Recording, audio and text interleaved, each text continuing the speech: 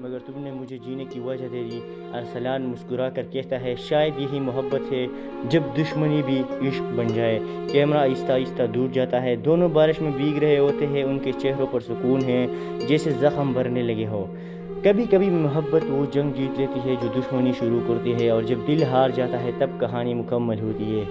زارا اور ارسلان بارش میں ایک دوسرے کو گلے لگاتے ہیں جیسے سب کچھ ٹھیک ہو جائے گا، مگر اگلی ہی صبح ارسلان کی ماں کو ہارٹ اٹیک آتا ہے۔ اس کی ماں آخری سانسوں میں کہتی ہے ارسلان، زارا تمہارے لیے خطرہ ہے، وہ تمہارے باپ کی دشمن کی بیٹی ہے۔ ارسلان جیسے پتھر بن جاتا ہے، اس کا دماغ چیختا ہے تو سب سچ تھا، وہ مجھ سے بدلہ لینے آئی تھی۔ اس کے اندر محبت ٹوٹتی ہے، نفرت جاگتی ہے۔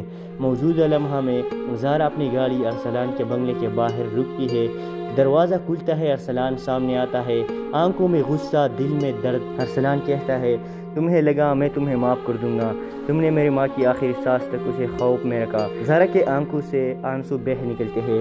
میں نے کچھ نہیں کیا ارسلان، میں تمہیں صرف سمجھانا چاہتی تھی کہ ماضی کا زخم تمہارے گھر نے دیا، میں نے نہیں۔ ارسلان غصے میں چلا جاتا ہے، زارا تم نے میرے دل میں محبت کے ساتھ زہر بھی بو دیا۔ زارا خاموش رہتی ہے، اگر زہر ہی پیا ہے تو محبت کیوں باقی ہے؟ ارسلان، ایک لمحے میں تمہیں سزا دینے آئی تھی، مگر تم نے مجھے جینے کی وجہ دے دی۔ ارسلان مسکرا کر کہتا ہے شاید یہی محبت ہے جب دشمنی بھی عشق بن جائے۔ کیمرہ آہستہ آہستہ دور جاتا ہے، دونوں بارش میں بھیگ رہے ہوتے ہیں، ان کے چہروں پر سکون ہے جیسے زخم بھرنے لگے ہو۔ کبھی کبھی محبت وہ جنگ جیت لیتی ہے جو دشمنی شروع کرتی ہے، اور جب دل ہار جاتا ہے تب کہانی مکمل ہوتی ہے۔ زارا اور ارسلان بارش میں ایک دوسرے کو گلے لگاتے ہیں جیسے سب کچھ ٹھیک ہو جائے گا، مگر اگلی ہی صبح ارسلان کی ماں کو ہارٹ اٹیک آتا ہے۔ اس